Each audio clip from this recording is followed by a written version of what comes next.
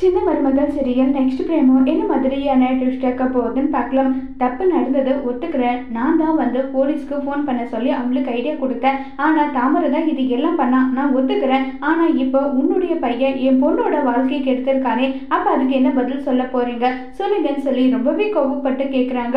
இதை கேட்டதுமே மனசு உடைஞ்சி போறாங்க. அப்பா இதுக்கு மேலே இவளால் என்னால் கல்யாணம் பண்ணிக்க முடியாதுன்னு சொல்லிட்டு அங்கே சொல்றாங்க சேது.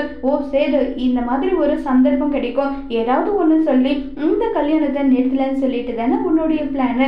உன் பிளான் எல்லாம் இங்க நடக்கவே நடக்காது. என்ன ஆனாலும் சரி, நீ என்ன பண்ற தெரியுமா? என் பொண்ணோட கழுத்துல இப்பவே தாலி கட்டுற, அப்படி இல்லைன்னா இந்த நிமிஷமே போயிட்டு போலீஸ் ஸ்டேஷன்ல நான் கேஸ் கொடுப்பேன்னு சொல்லி ரொம்பவே தகராறு பண்ணிட்டு இருக்காங்க.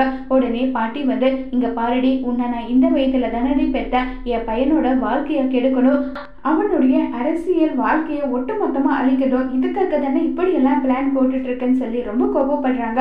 ஆமா, அப்படி கூட தான் வச்சுக்கைய. சின்ன வயசுல இருந்து சேது மேல அவ்வளோ உயிரா இருந்த என் பொண்ணு, ஆனா அதை விட்டுட்டு பையன் ஆசைப்பட்டான்றதுக்காக போயிட்டு பையனுக்கு கல்யாணம் பண்ணி வச்சாங்க. என் பொண்ணோட வாழ்க்கையை பத்தி கவலைப்பட்டாங்களா? இப்ப என் பொண்ணு யாரையுமே கல்யாணம் கூட பண்ணிக்க முடியாது, அப்படிப்பட்ட சூழ்நிலையில இருக்கா. இப்போ உன் பேரனை தவிர வேற யாருமே என் பொண்ணுக்கு வாழ்க்கை கொடுக்க முடியாதுன்னு சொல்லி ரொம்பவே கோபத்துல இருக்காங்க சாவித்ரி.